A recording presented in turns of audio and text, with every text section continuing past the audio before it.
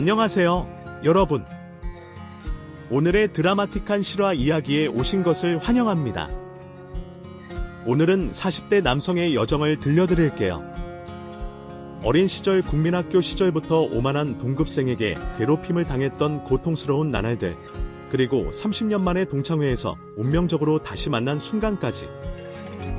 모욕과 억압으로 가득했던 어린 시절을 지나 자신을 국회의원이라 자칭하며 나타난 그 괴롭힘의 주인공이 놀라운 본색을 드러냅니다. 그리고 더욱 놀랍게도 모든 상황을 뒤바꿀 특별한 여성의 등장. 이 남성이 과거의 상처를 딛고 옛적과 어떻게 맞서게 될까요? 감동적이고 깊은 교훈이 담긴 이 이야기의 결말을 함께 알아보러 가볼까요? 안녕하세요. 저는 오랜 해외 생활을 마치고 얼마 전 한국으로 들어와 사업을 하고 있는 40대 남성입니다. 여러분들께서는 어떤 사람들을 곁에 두고 계신가요? 사람을 사귄다는 게 내가 원하고 바라는 사람만을 둘 수 있는 건 아니지만 아마 가능하다면 좋은 사람만을 곁에 두고 싶을 거예요. 저 역시도 그랬습니다. 좋은 사람, 서로 도움이 되는 사람을 제 곁에 두고 싶었죠. 그런데 사람 삶이라는 게 내가 원하는 대로 흘러가지 않는 것처럼 제 주위에 있는 사람들 전부를 좋은 사람들로 둘 수는 없었네요. 그렇다고 제가 바라지 않았던 그런 사람들 모두가 제게 피해를 줬던 건 아닙니다. 대부분은 저와 직접적으로 관련된 사건 사고가 없었죠. 그런데 어떤 한 명과는 달랐습니다. 질긴 악연이라 말할 수 있을 만큼 저와 사건 사고가 많았죠. 오늘 제 사연은 그 악연과 일입니다. 그 질기고 질긴 악연과 제 결말 어떻게 됐을지 한번 들어보시죠. 저는 가정 형편이 어려운 집안에서 태어났습니다. 아버지께서는 구두방을 하셨고 어머니께서는 청각장애를 가지고 계셔서 다른 일은 못하시고 가사일과 함께 아버지 구일을 도우셨어요. 우리 가족은 형편은 어려웠지만 정말 화목한 가정이었습니다. 두 분이 저에게 사랑을 많이 주셨던 덕분에 밝게 자랄 수 있었죠. 그런데 밝았던 제 모습도 딱 유치원 때까지가 끝이었어요. 국민학교를 들어가면서부터 제가 급격히 어두워지게 됐죠. 그때 저와 악연이 될 최민수 그놈을 만나게 됐거든요. 국민학교 1학년 같은 반 학급으로 만나게 된 그 녀석은 어린 시절 흔히 통과짱이라고 불리던 그런 녀석이었습니다. 학기 초 같은 반 친구들에게 제멋대로 굴던 녀석은 급기야 주먹을 쓰기 시작했고 여러 친구들과 싸움을 하고 다녔어요. 그러다 녀석을 따르는 무리가 생겼고 자연스럽게 학년 내 싸움을 가장 잘하는 아이가 있었죠. 그때부터 녀석은 학교 친구들에게 시비를 걸고 다녔습니다. 하지만 전 조용한 성격의 싸움을 하는 부류도 아니었고 시비를 걸어와도 웃고 넘기는 편이라 그 녀석과 부딪힐 일이 없었죠. 지금 생각해보면 우리에게 그 한 가지 접점만 없었더라면 그렇게 질긴 악연은 안 됐을 거라는 생각이 듭니다. 그 녀석은 저라는 친구가 있었는지 기억도 못했을 것이고 저는 애들을 괴롭히던 놈이라고 떠올리며 서로를 기억 저편에 있는 존재 정도로 취급했을 거예요. 그런데 하필 그 접점 하나 때문에 저와 그놈 사이에 수많은 일들이 있었네요.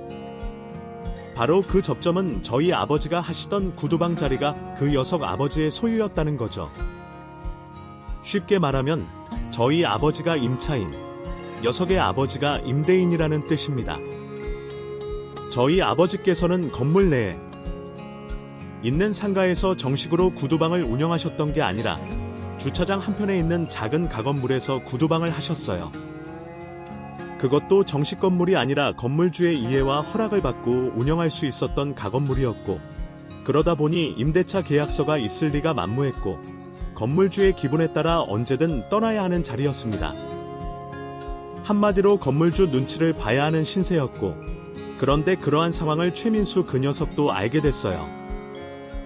제가 아버지께 식사를 가져다 드리려고 구두방을 간 날 우연히 주차장에서 마주치게 되면서 말이죠. 그때부터 저는 그 녀석의 눈에 들어왔습니다. 야, 이준혁, 내가 돈 줄 테니까 학교 나와서 먹을 것 좀 사와. 뭐? 내가 왜? 내가 내 꼬봉이 그러지. 너네 아빠도 우리 아빠 꼬봉이야. 얘들아, 이준혁이네 아빠 구두방 하는 거 알지? 그거 우리 아빠 건물 주차장에서 하는 거 알아? 내가 저번 주 토요일에 우리 아빠 건물 주차장에서 이준혁이랑 마주쳤는데 쟤네 아빠가 하는 구두방이 우리 아빠 건물 주차장에 있더라고. 근데 우리 아빠 얘기를 들어보니까 그렇게 하는 게 원래는 불법인데 우리 아빠가 쟤네 아빠 불쌍해서 가게 할 수 있게 두는 거래. 그래서 쟤네 아빠가 우리 아빠한테 잘 보이려고 엄청 애쓴다고 하던데. 야, 우리 아빠 공짜로 있는 거 아니야. 월세 낸다고. 월세를 내든 말든 불법이라고. 멍청아. 우리 아빠가 나가라면 당장 나가야 한다니까. 그래서 너네 아빠가 우리 아빠한테 잘 보이려고 하는 거야. 꼬봉처럼. 그러니까 너도 내 꼬봉이지.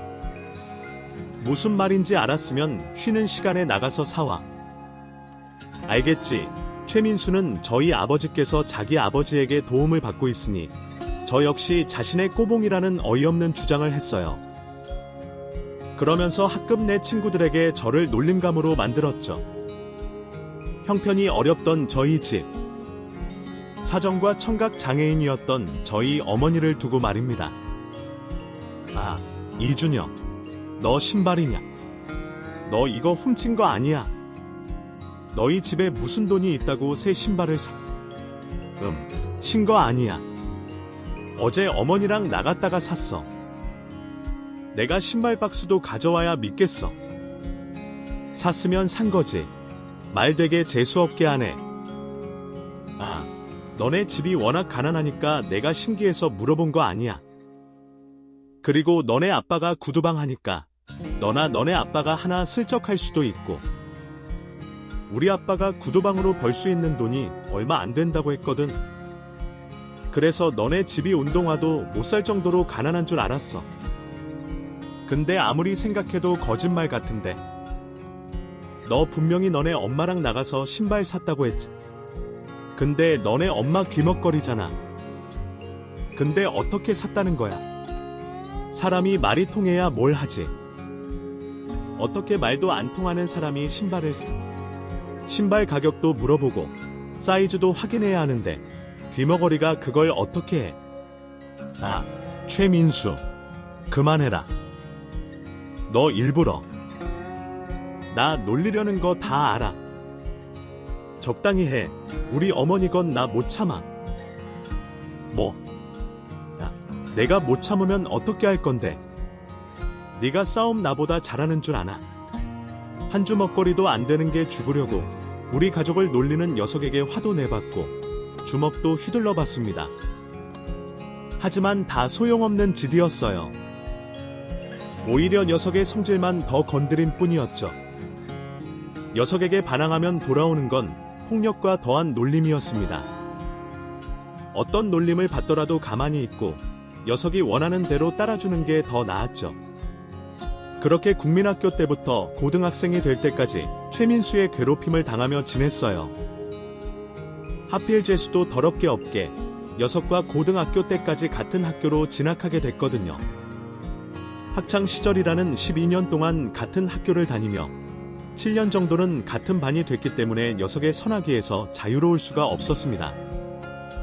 아마 제 이야기를 듣고 계신 분들 중에는 12년 동안 당하기만 한 제가 바보같이 느껴졌을 거예요. 그런데 그럴 수밖에 없었던 이유가 하나 있었습니다. 최민수의 아버지가 지역 내 유명한 깡패라는 걸 알게 됐거든요. 최민수가 스스로 해결할 수 없는 일이 생길 땐 항상 삼촌이라는 사람들이 등장하곤 했습니다. 그래서 그 녀석이 무슨 짓을 하고 다니든 녀석을 건드리거나 제지할 수 있는 사람이 없었어요. 저도 어쩔 수 없이 12년 동안 녀석에게 당하고만 있었죠. 그렇다고 녀석에게 단 한 번도 대항하지 않았던 건 아니었습니다. 고등학교 시절, 더는 이렇게 지낼 수 없다고 생각한 녀석에게 이를 악물고 대항한 적이 있었어요. 녀석의 아빠가 깡패던, 삼촌이라 사람들이 나타나던, 경찰에 신고하겠다고 선전포고를 해놓고 녀석을 흠씬 두들겨 팬 적이 있었죠. 그런데 그때도 결국엔 똑같았어요. 녀석에게 꼼짝할 수 없었고 그 뒤로 더한 괴롭힘이 따라왔지. 녀석이 저희 아버지 가게를 가지고 협박했어요. 이 쓰레기 같은 놈, 별것도 아닌 게 사람을 괴롭혀. 아, 너네 아버지 불러. 너네 깡패 삼촌들 부르라고. 경찰은 폼으로 있니? 깡패 새끼가 학생 패는데 가만히 있겠어. 아이씨, 너희 새끼. 너네 아버지 쫓겨나는 꼴 보고 싶어. 뭐? 아, 이준영, 상황 파악 좀 해라. 너네 아빠 우리 아빠 건물에 불법으로 장사하고 있는 거야. 너네 아빠 구두방, 내가 당장 찾아가서 문 닫으라고 해도 뭐라 할 수 없다고. 근데 우리 아빠가 정식으로 문제 삼으면 어떻게 되겠냐? 우리 아빠 땅에서 불법적으로 장사한 걸 문제 삼고 구두방 부숴버리면 너네 가족 어쩔 거냐고. 정신 차리고 내 주제를 알아. 이 꼬봉 놈아. 너네 아빠 뭐가지? 우리 아빠 손에 달려있어. 녀석의 아버지가 깡패라는 것 이외에 어떤 사람인지는 아무것도 몰랐습니다. 근데 지금 와서 생각해보면 녀석의 아버지는 녀석만큼 나쁜 사람이 아니었던 것 같아요. 저희 아버지 사정을 고려해 주차장 한 편을 내주기도 했고 오랜 기간 월세를 올린 적도 다른 횡포를 부린 적도 없었으니까요.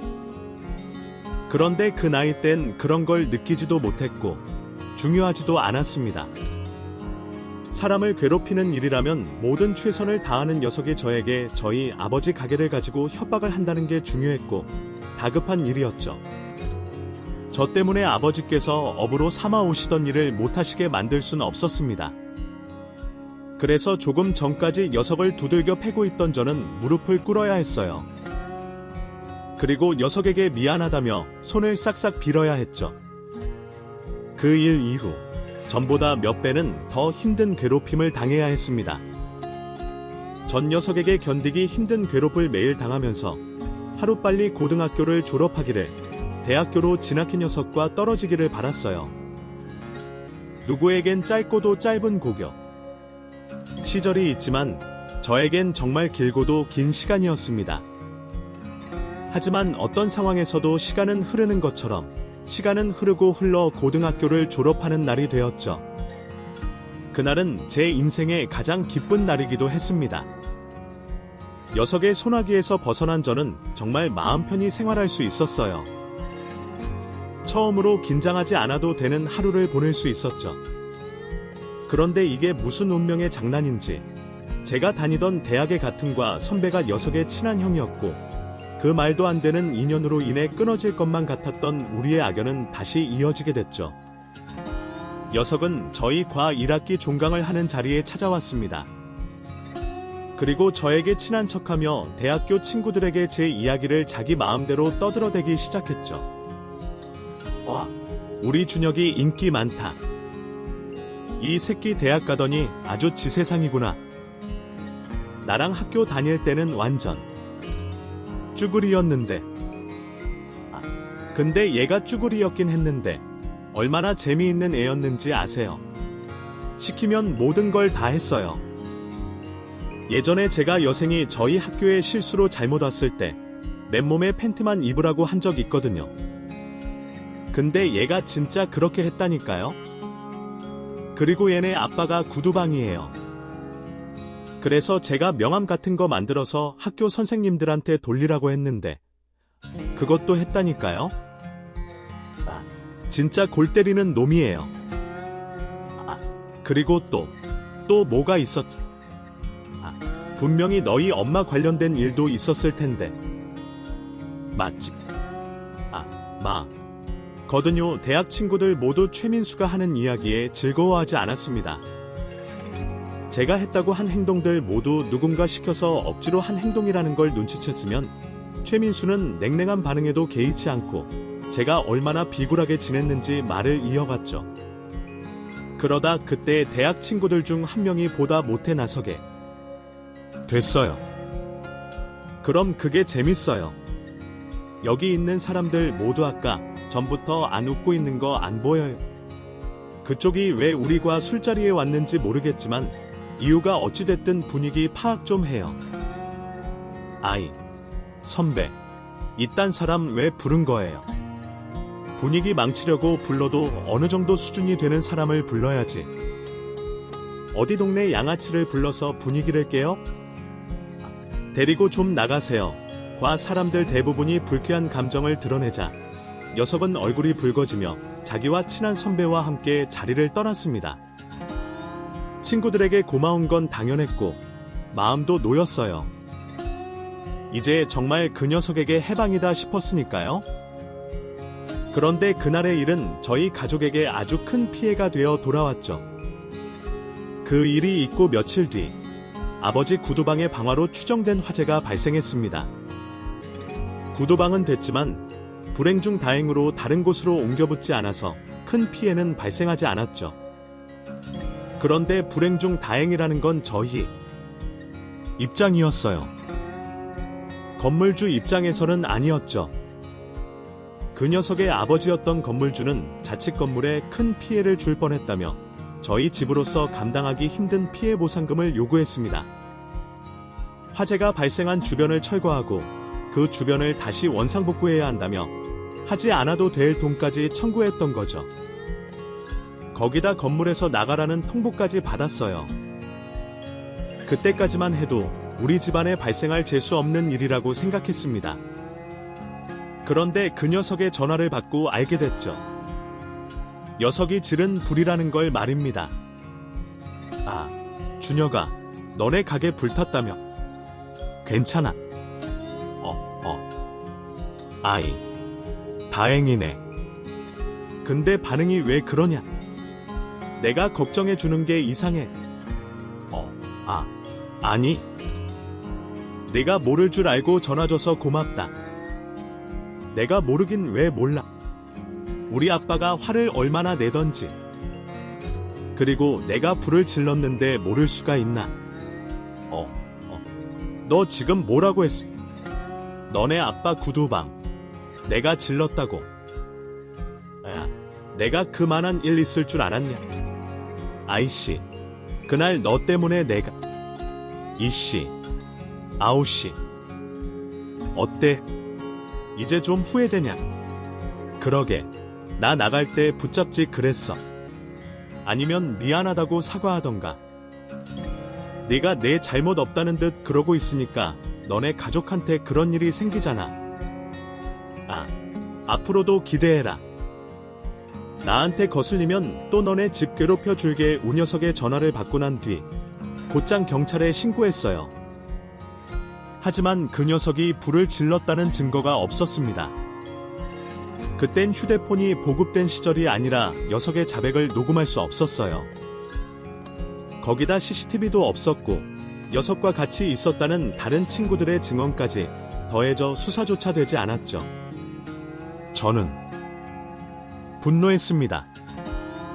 또 저 때문에 이런 일이 벌어져 부모님께 한없이 죄송했어요. 하지만 모든 사실을 알게 되신 부모님께서는 제 탓이라고 하시지 않으셨고 오히려 저를 위로해 주시고 제게 미안해 하셨죠. 그동안 자식이 괴롭힘을 당했던 일을 모르셨다는 걸 미안해 하셨습니다. 그런 이유로 부모님께서는 큰 결심을 하셨어요. 지금부터라도 그 녀석과 제가 마주칠 일을 만들지 않겠다는 생각으로 평생 살아오던 지역을 떠나기로 하신 거죠. 억울하고 분했습니다. 저와 우리 부모님께 씻을 수 없는 상처를 준 그놈을 피해야 한다는 게 말이죠. 하지만 부모님은 제가 분노와 원망에 휩싸여 지내길 바라지 않으셨어요. 평범하고 행복한 삶을 살길 바라셨고 그 뜻을 알았기에 이사를 떠나기 전까지 그 녀석에게 어떠한 행동도 하지 않고 떠나게 됐어요. 이후 그 녀석이 없는 제 인생은 아주 순탄하게 흘러갔습니다. 저는 대학 졸업 이후 학업의 뜻이 있어 계속 공부를 이어나갔고 그러다 담당 교수님의 도움 덕분에 유학을 갈 기회를 얻게 됐어요. 그때부터 미국에서 생활하게 됐죠. 미국에서의 생활은 치열했지만 생각보다 단순했습니다. 학교와 연구실만을 오가며 생활을 했었죠. 그곳에서 오랫동안 연구원으로서 지내던 저는 한 기업의 스카우트 제의를 받게 됐고 일에 매달리게 됐습니다. 그렇게 일에 매달려 지내다 보니 인연을 만날 틈이 없었습니다. 아니, 있었다고 한들 제가 모르고 지나쳐 버렸겠죠. 그만큼 바쁘게 살았어요. 어느덧 제 나이는 30을 넘어 40이 되어 있었고요. 그 나이쯤 되니 인연이 될 이성을 어떻게 만나야 할지, 어디서 만나야 하는지 모르겠더군요. 연애와 결혼을 포기한 건 아니었지만 힘들지 않을까 생각했었습니다. 그런데 그 무렵 제 아내를 만나게 됐습니다. 아내는 해외 연수를 하기 위해 미국으로 건너온 상황이었어요. 아주 우연히 마주치고 대화를 한 인연을 시작으로 우리는 만남을 가지게 됐고 1년이 안 되는 시간 동안 깊은 사랑에 빠지게 됐습니다. 그러다 아내가 한국으로 돌아가야 하는 날이 찾아오고 말았어요. 아내가 한국으로 돌아간다고 해도 연락은 계속할 수 있을 테고 1년에 얼마 안 되지만 한국과 미국을 오가며 만날 수도 있었습니다. 그런데 떨어지기가 죽기보다 싫더라고요. 이대로 아내를 보낼 수가 없었어요. 그래서 저는 모든 걸 버리고 오로지 아내를 위해 한국으로 돌아가기로 마음을 먹었습니다. 한국으로 들어가 아내와 결혼하기로 결심하고 말이죠. 그렇게 아내와 결혼을 약속한 후 한국에서의 제 생활을 어떻게 할지 고민하게 됐습니다. 대학 교수 자리에 지원해 볼지 아니면 사업을 시작해 볼지 저울질하게 됐죠. 그동안 일하던 기업에서 꽤 많은 연봉을 받고 있었기 때문에 경제적인 부분은 충분히 여유로웠어요. 그래서 제가 조금이라도 더 원하는 일을 선택하기로 했고 결국 사업을 도전해 보기로 했죠. 하지만 바로 당장은 할 수 없었어요. 미국에서 하던 일의 연장선이었지만 환경도 관련된 법도 많이 달랐기 때문에 그것에 맞게 준비하는 과정이 필요했죠. 그래서 사업 준비를 하는 그 기간 동안 이제까지 시간이 없어 하나도 못 만났던 지인들과 만나게 됐어요. 그러다 국민학교 때 친구 녀석이 곧 동창회가 있다고 말해주더라고요. 국민학교 동창회 이야기를 듣자마자 그동안 잊고 지냈던 최민수 그 녀석이 떠올랐습니다. 그래서 굳이 기분 잡힐 자리를 왜 하러 나가나 싶어서 안 가려고 했죠. 그런데 한편으론 제가 왜 그 녀석을 피해야 하나 싶더라고요. 제가 뭘 잘못했다고 말이죠. 그래서 동창회 그 자리에 나가기로 했습니다. 최민수 그 녀석에게 당당해진 제 모습을 보여주고 싶어서 말이죠. 며칠 뒤 동창회에 도착해 아주 오랜만에 국민학교 때 친구들을 만나게 됐습니다. 30여 년이 흘러 만나게 된 친구들은 길에서 마주쳤으면 누군지 모르고 지나쳤을 만큼 많이 변해 있었어요. 강산도 변한다는 시간이 3번이나 흘렀으니 당연하죠. 저나 동창들이 서로 어릴 적 얼굴만 생각하고 있다 보니 어쩔 수 없이 저와 동창들 사이에 어색한 기류가 흘렀습니다. 다른 동창들끼리 동창회에서 만나기도 하고 개인적인 교류도 있어서 그 정도까진 아니었는데 말이죠. 하지만 그 어색한 기류도 오래가지 않았어요. 서로 과거의 기억을 하나둘씩 떠올리며 이야기를 보니 어느덧 우리는 그 시절 그때로 돌아가 있었습니다. 서로 내 말이 맞다, 아니다, 웃고 떠들며 순수했던 국민학교 시절로 돌아가 있었죠. 그렇게 한창 이야기꽃을 피우며 즐겁게 동창회를 즐기고 있었는데 한 무리의 친구들이 담배 냄새를 풍기며 동창회가 열리고 있는 가게로 들어왔어요. 이유는 몰라도 동창생들 모두 가게로 들어오는 동창들 쪽으로 시선이 쏠려 있었죠. 그래서 저도 자연스럽게 시선이 그쪽으로 옮겨졌습니다. 그런데 그때 제 눈에도 익숙한 얼굴이 들어오더라고요. 다른 친구들 모두 자기가 누구라고 말해주지 않으면 헷갈리던 그 상황에 그 녀석만은 또렷하게 알아볼 수 있었습니다. 저를 지독히도 괴롭히고 제게 씻을 수 없는 굴욕감을 줬던 그놈, 바로 최민수 그 녀석이었어요. 그 녀석의 얼굴을 보자마자 몸이 떨려왔습니다. 오랜 시간 몸에 새겨진 공포감에 떨리는 건지 녀석을 향한 분노로 인해 떨리는 건지 알 수 없었지만 제 몸이 그 녀석 때문에 반응하는 건 분명했어요. 녀석과 마주치기 싫으면서도 또 한편으로는 예전처럼 시비를 한번 걸어와 줬으면 하는 생각도 들었어요. 그 녀석에게 복수하고 싶으면서도 상종하기 싫은 그런 복잡한 심경이었다. 다행인지 몰라도 녀석은 저를 알아보지 못하는 것처럼 보였고 다른 친구들과 회포를 풀고 있었습니다. 저도 굳이 사고를 일으키기 싫었기 때문에 제 자리에 앉아 최대한 녀석을 신경 쓰지 않으려고 했죠. 그렇게 그 녀석에게 계속해서 향하는 신경을 억지로 돌려세우며 동창회 자리를 이어가던 중이었는데 올 것이 오고야 말았습니다. 최민수 그 녀석이 제가 있는 테이블로 온 거죠. 녀석은 다른 동창들에게 제 이야기를 듣고 제가 있는 테이블로 온 것 같았어요. 자리에 앉으며 제게 반갑게 인사를 했죠. 아, 오랜만이다, 준혁아. 너 이사 가고 못 봤으니까 한 30년 됐나? 아, 그동안 내 소식 가장 궁금했는데 내가 외국으로 나간 이후에 통 알 수가 없더라고. 교 1학년 때부터 대학교 때까지 15년 동안 친하게 지냈는데 갑자기 연락이 뚝 하고 끊어져서. 준혁이, 내가 보고 싶었어. 아, 근데 이렇게 만나니까 진짜 반갑다. 그래, 뭐 이제 한국으로 아예 들어왔다고. 아내가 한국에서 직장을 다녀서 내가 들어와 지내기로 했어. 근데 민수야, 내가 나를 그런 식으로 말하니까 되게 재밌다. 모르는 사람이 들었으면 우리가 되게 막한 사이라고 생각하겠어. 그런 사이 절대 아니었는데 말이야.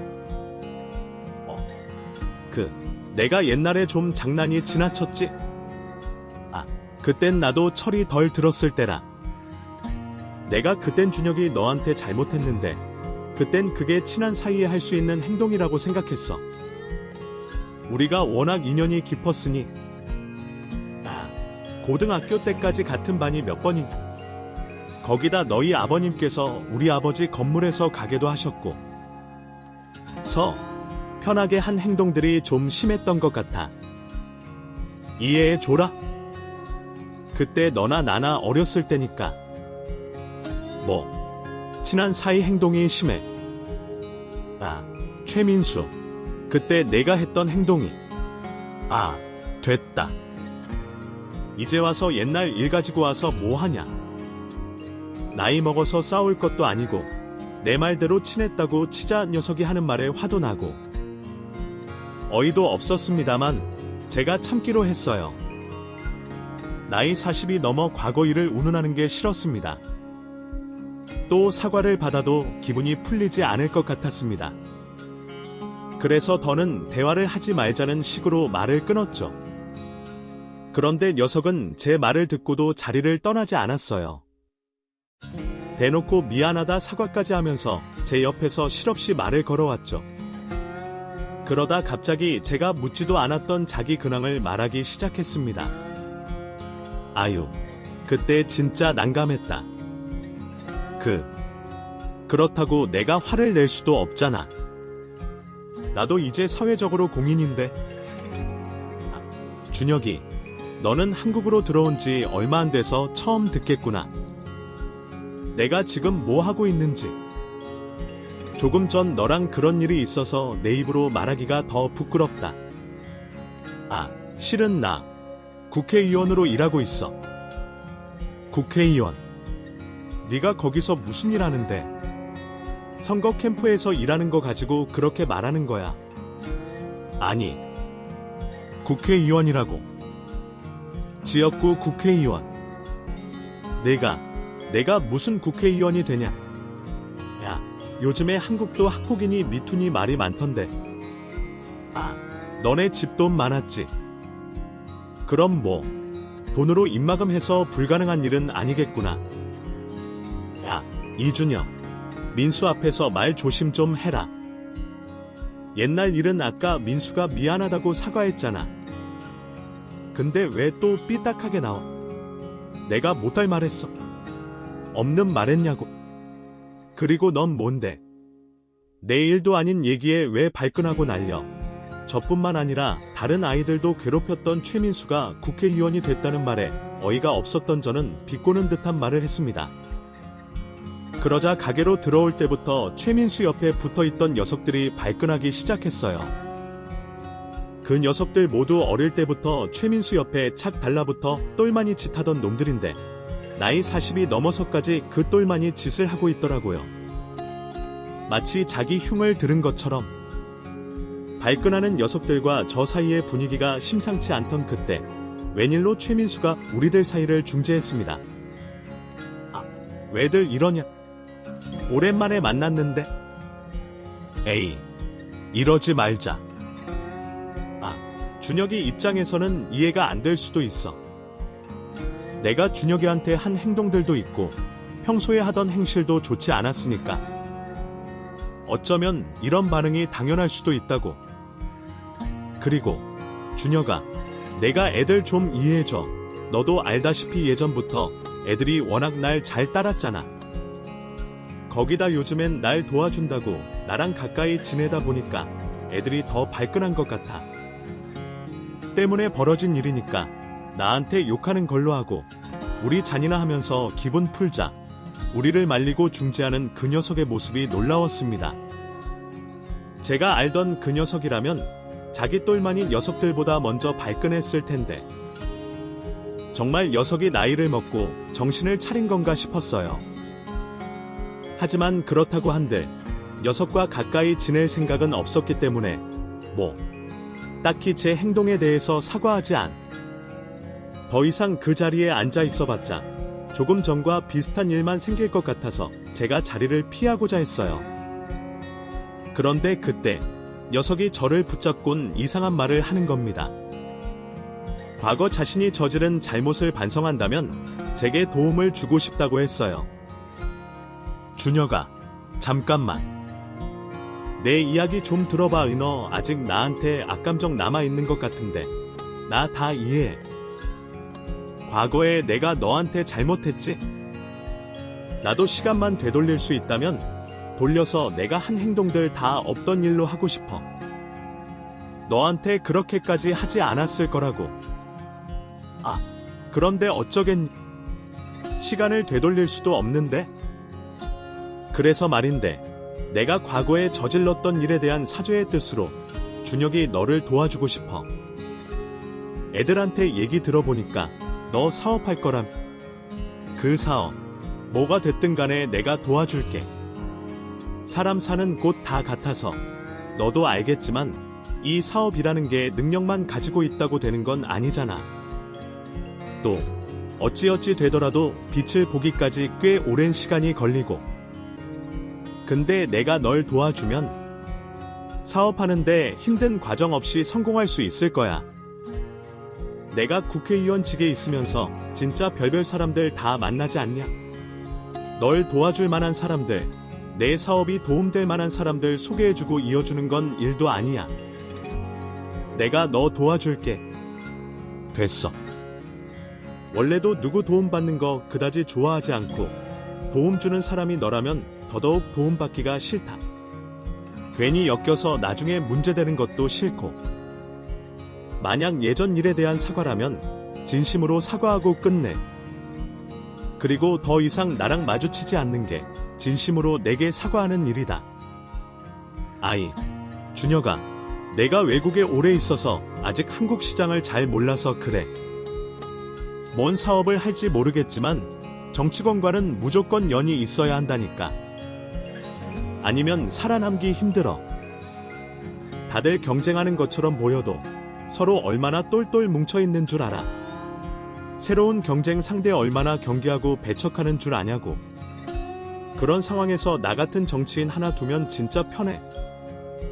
다른 사람은 나랑 연줄 닿고 싶어서 난리라고.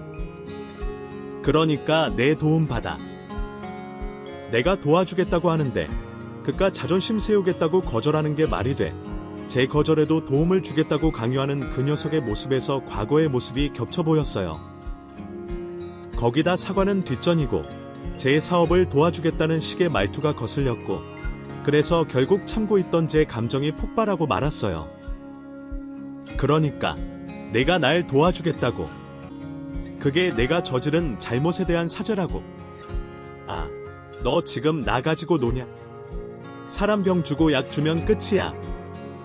너 아까 전부터 철없던 때에 저지른 잘못이다. 미안하다. 이보고 떠들어대면서 진정성 있는 사과는 제대로 하지 않더라. 최소한 무릎이라도 꿇고 잘못했다 사과해야 하는 거 아니야. 내가 너한테 얼마나 괴롭힘을 당했는데? 너 때문에 우리 부모님께서 어떤 수모를 겪으셨는데? 누가 내 도움 따위 필요하다고 했어? 너, 나를 아직도 내 발 밑이라고 생각하는 것 같은데, 너 같은 놈한테 손 벌릴 만큼 능력 없지 않아. 내가 국회의원이든 대통령이든 너한테 아쉬운 소리 할 만한 사람 아니라고. 그러니까 내 앞에서 가재완장질 하지 말고 내 똘마니들 데리고 놀아. 뭐? 아, 이준혁, 내가 미안해서 도와주겠다는데 말을 왜 그렇게 하냐? 야, 내가 그렇게 잘 나가? 얼마나 잘 나가길래 국회의원이 내 앞에서 고개 빳빳하게 세우고 있어. 내가 미안하다고 했지? 그래서 도와준다고 하잖아. 그럼 고맙다고 하고 설설 길 것이지. 어디서 목을 쳐들고 있어. 진짜 사람밖에 안 되네. 자기가 원하는 대로 풀리지 않자 최민수 그 녀석은 분위기를 험악하게 만들기 시작했습니다. 그 녀석 주위에 있던 똘마니 녀석들도 덩달아 분위기를 험악하게 만들며 제 주위를 감쌌고, 애들도 아니고 나이 40 넘어서 그런 짓 하고 있다는 게 우스웠다. 자기 입으로 사회적인 위치가 있는 국회의원이라고 자신을 소개했던 놈이 그런 식으로 나온다는 게 어이가 없었죠. 어이가 너무 없어서 화가 났습니다. 예전과 달라진 게 하나도 없는 그 뻔뻔한 모습 때문에 말이죠. 그때부터 저도 과거의 울분을 토해내듯 화를 내기 시작했어요. 그래, 이렇게 나와야지. 이래야 최민수 너답지. 지 버릇게 못 준다고 하지 않냐. 너같이 못된 새끼가 어떻게 개과천선하겠어. 인간 쓰레기 새끼가. 너희 새끼, 오늘 잘못 걸린 거야. 내가 오늘 널 처음 보고 무슨 생각했는지 알아. 상종하기 싫기도 했는데 한편으로 내가 시비 한번 걸어오길 바라고 있었어. 옛날에 당한 일들 되갚아 주려고. 내가 우리 부모님 가게에 불 질렀다고 했을 때 그때 아무것도 안 한 내 행동에 대해서 얼마나 후회한 줄 알아? 그래도 나이 40 먹고 쌈박질하는 건 할 짓이 아니다 싶어서 내가 참으려고 했는데 안 되겠다. 너 같은 새끼는 결국 때가 약이야. 인간 같지 않은 새끼는 패야 된다고. 야, 똘마니 새끼들, 너희 나와. 나이 40 먹고 똘마니 짓하는 놈들 나오라고. 아, 그 말이었구나. 아까부터 내 부모 어쩌고저쩌고 했던 말이. 내가 불 질렀다고 말하니까 나 이제 생각났잖아. 그게 그 재밌었는데. 불타는 걸 보는 것도 재밌었고, 그걸 너한테 말해주면서 수화기 너머로 들려오는 내 떨리는 목소리 듣는 것도 재밌었고. 아, 그러고 보면 진짜 너랑은 재밌는 일이 많았어. 국민학교 때부터 대학생 때까지. 너희들 혹시 기억나냐? 내가 쟤 발표할 때 쟤네 엄마 귀머거리 흉내냈다가 울었던 거. 그때 선생은 내가 뭘 했는지 알면서도 우리 아버지 때문에 척하느라 짐 빼고, 쟤는 내가 귀머거리 엄마 흉내 계속하니까 수업 끝날 때까지 울었잖아. 그때 진짜 웃겼는데 그 나이 먹고도 그 녀석은 자신이 저지른 과거의 잘못에 대한 반성이 없었습니다. 부끄러워도 하지 않았죠. 오히려 과거 저를 괴롭혔던 이야기를 꺼내 자기 똘마니들 웃고 즐기며 저를 조롱했죠. 더 이상은 참을 수 없어서 웃고 있는 녀석의 얼굴에 주먹을 갈기고 달려들었죠. 그러다 녀석들 똘마니들에게 붙잡히게 됐고 여러 명이 저를 제압하기 시작했습니다. 제 무릎을 끌고 녀석 앞으로 데려갔죠. 그 상황을 본 다른 동창들이 말리려고 했습니다만 최민수 똘마니들이 화를 내고 제지하면서 저를 도와줄 수 없었어요. 다른 동창들을 제압한 최민수는 무릎을 꿇고 있는 제게로 걸어와 특유의 거만한 표정으로 제게 협박하기 시작했습니다. 우리 준혁이 오랜만에 내 앞에 무릎 꿇었네. 넌 평생 꼬봉 인생 사는구나. 아, 외국에서 뭘 좀 했으면 달라질 것 같. 나이 먹었으면 뭐가 변할 것 같냐고. 왜? 좋게 풀어갈 수 있는 일을 굳이 꼬아서 이런 일을 겪어. 네가 이렇게 나오면 내가 예전 모습으로 나올 수밖에 없잖아. 또 내가 한다는 사업도 내가 방해할 수밖에 없잖아. 내가 마지막 기회 줄게. 내 도움 받겠다고 해. 그렇다고 내가 준혁이 너한테 뭘 크게 바라는 것도 아니야. 너 사업 도와주는데 통행료 좀 받자는 거지. 무슨 말인지 알지? 꺼져. 내가 애새끼도 아니고 너다 이놈 무서워할 줄 알아? 여긴 법도 상식도 없는 나라야. 너 공갈 협박으로 경찰에 신고하면 끝이야. 국회의원이든 뭐든 끝이라고. 이 새끼. 외국 갔다 오더니 독종이 됐네? 말로는 안 되겠다. 한번 혼나봐야 정신을 차리지. 야, 이 새끼 사무실로 데려가자. 거기서 다시 예전에 말 잘 듣던 내 꼬봉 이준혁으로 만들어야 되겠어. 민수는 자기 똘마니들에게 저를 자기 사무실로 데려간다고 했어요. 그런데 그때 동창회가 열리고 있던 가게로 제 아내가 들어왔습니다. 나에게는 제 연락을 받고 온 거였어요. 최민수가 동창회 자리에서 계속 제 주위에 맴도는 게 불편했던 저는 일찍이 동창회를 나가려던 중이었고 때마침 근처에서 일이 끝났다고 하던 아내의 연락에 동창회가 열리던 쪽으로 아내를 부른 겁니다. 물론 가게 안으로 부른 건 아니었어요. 근처에 있으라고 했는데 제가 최민수와 다투느라 연락이 안 되자 아내가 걱정된 마음에 동창회가 열리고 있는 가게까지 찾아온 거였죠. 가게로 들어온 아내는 눈앞에 펼쳐지고 있는 상황이 뭔지 모르겠다는 표정이었지만 저는 아내에게 못 볼 꼴을 보인 것 같아 창피했습니다. 절로 고개가 숙여지고 있는데 제 눈에 최민수의 수상한 행동이 들어왔어요.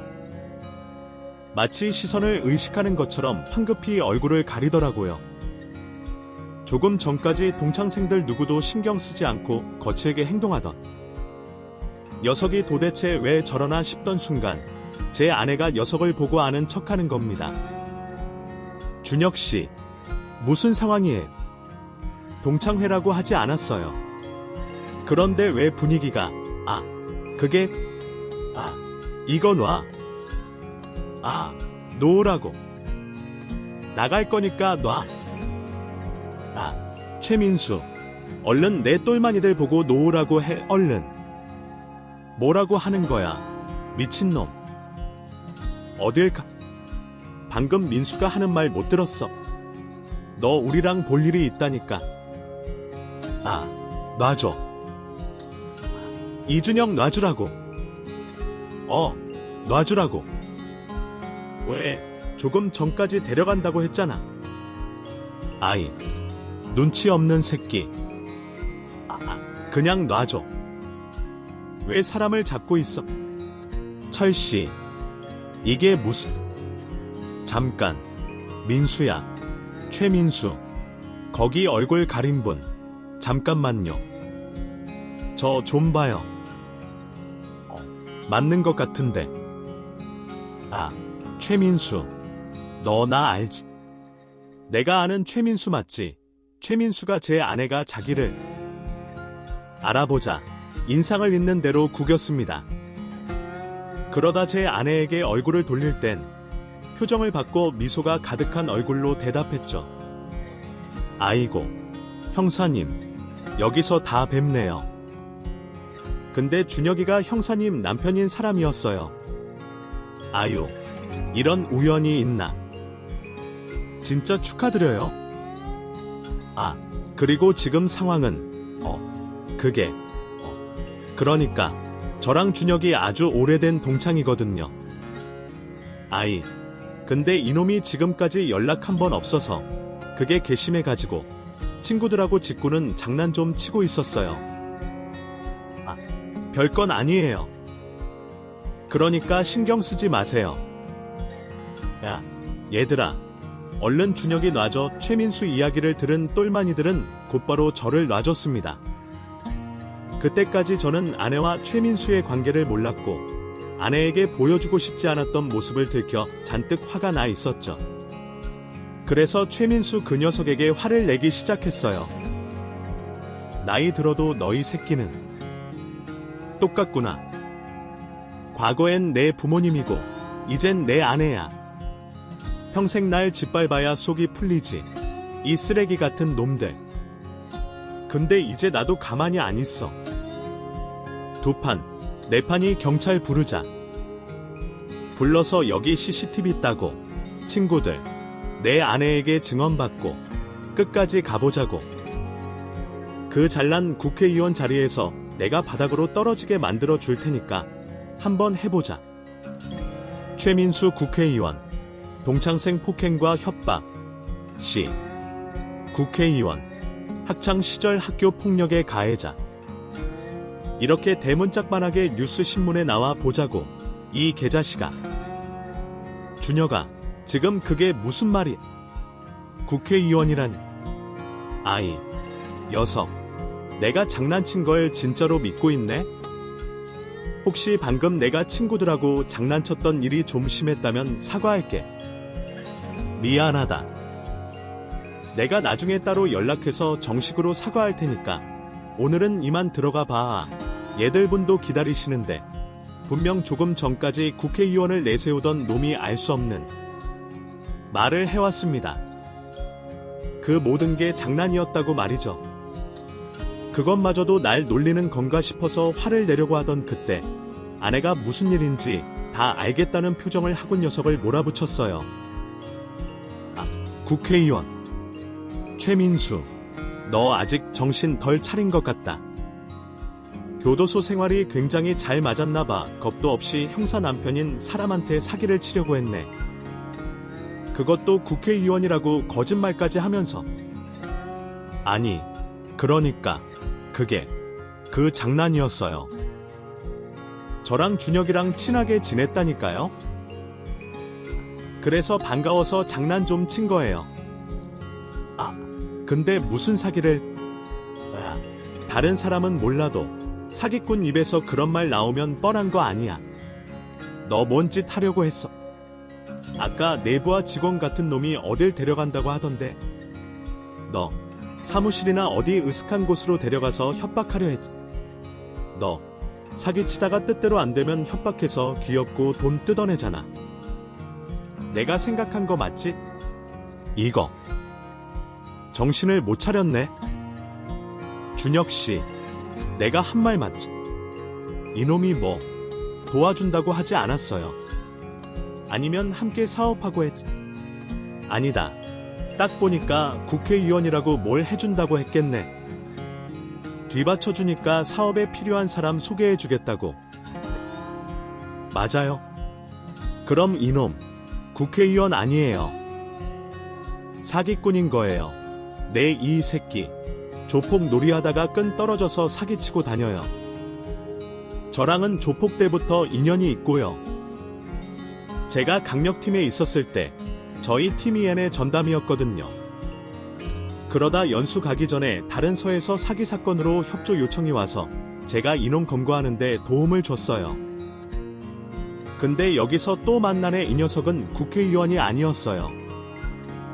하다못해 그 녀석 아버지가 물려준 건물과 조폭 조직 자리도 날려먹은 놈이죠. 자기 아버지가 하던 조직을 물려받아 깡패짓을 하던 녀석은 돈벌이가 예전처럼 시원치 않자 무리한 사업 확장과 세력 다툼을 하게 됐다고 합니다. 그러던 와중에 조직원들이 녀석의 조직을 떠났고 제 아내가 소속돼 있던 경찰에게도 여러 번 붙잡히게 되며 더 어려운 상황으로 자초했다고 해요. 그러다 교도소에서 징역살이를 하던 도중 결국 조직의 버림을 받게 됐다고 했죠. 이후 녀석은 조직에서 자신을 따르던 몇 안 되는 사람들과 학창시절 그 녀석을 동경하고 따르던 동창들을 데리고 다니며 돈 많은 사람들과 사업가에게 사기를 치고 협박해서 돈을 뜯어냈다고 합니다. 하지만 그 짓거리도 얼마 가지 못했다고 해요. 수사 협조를 한 아내의 도움을 받은 경찰에게 붙잡히게 되면서 말이죠. 동창회를 나왔을 당시에는 출소한 지 1년 정도 됐을 때라고 했습니다. 출소하고 정신을 차리지 못한 녀석은 비슷한 범죄를 저지르며 생활하고 있었고 그러던 도중 동창회에 참석하게 된 거였어요. 또 참석한 동창회에서 다른 친구들이 하는 이야기를 듣고 제가 외국에서 제법 많은 돈을 벌었다는 걸 알게 됐고요. 그 정보를 듣고 나서는 그 짧은 시간에 사기를 치기로 결심했고 제게 국회의원인 척 접근한 거였습니다. 오랜만에 한국에 들어와 모든 게 어색할 저에게 사업 관련으로 도움을 주겠다고 말이죠. 그런데 이 무슨 운명의 장난인지 최민수 그 녀석에게 악연이었던 사람이 바로 제 아내였던 겁니다. 그래서 제 아내를 보고 허둥지둥거렸고 얼굴을 숨기려고 했던 거였어요. 아내는 제가 신고만 하면 녀석을 경찰서로 데려가 처벌할 수 있다고 했습니다. 또 이왕 이렇게 된 거 다른 피해자는 없는지 더 수사를 해보겠다고 했죠. 그러자 녀석이 쩔쩔매기 시작했어요.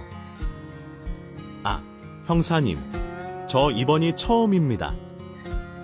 진짜예요. 아, 결백하다고요. 준혁이, 아니, 남편분 일은 제가 잘못했습니다. 앞으로 남편분 앞에 나타나지 않을게요. 준혁아, 내가 사과할게. 잘못했다.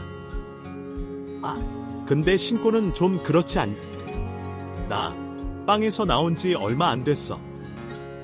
이제 겨우 자유의 몸인데 좀 봐줘라. 내가 이렇게 빌게. 과거의 일 때문에 나한테 감정 많다는 거 아는데 그건 내가 몸으로 갚을게. 그냥 나 때려. 내 화가 풀릴 때까지 때리라고. 신고만 하지 않는다면 내가 다 맞을게. 그리고 신고하지 않을게. 준혁씨, 이 새끼가 하는 말 듣지 마요. 분명히 준혁씨에게 맞고 고소한 다음에 협박해서 합의금 받으려는 행동이니까. 그냥 경찰에 신고하는 게 깔끔해요. 아내는 경찰에 신고하는 게 다른 탈이 나지 않는 방법이라고 했지만 저는 다른 선택을 하고 싶었습니다. 그때까지도 제 가슴 속에서 지워지지 않는 울분을 제 손으로 정리하고 싶었어요. 녀석이 말한 대로 화가 풀릴 때까지 녀석을 때려서 말이죠. 제가 아내의 말에 아무 대답도 하지 않고 쳐다만 보고 있자 아내도 제 뜻을 알아차린 것 같았습니다. 그리곤 긴 한숨을 내셨죠. 단말이죠.